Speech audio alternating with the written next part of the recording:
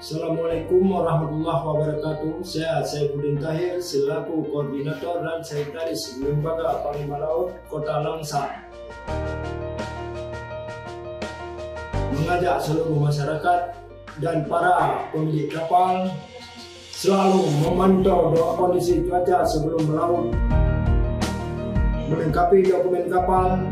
dan alat keselamatan, memastikan kondisi mesin dan kapal dalam keadaan layak melaut sebelum berangkat, tidak memaksakan diri melaut apabila cuaca tidak bersahabat demi keselamatan jiwa, melaporkan keberangkatan dan kepulangan kapal kepada petugas pelabuhan, menjaga kebersihan laut dan tidak membuang sampah sembarangan di perairan, melaut dengan aman, pulang dengan senyuman.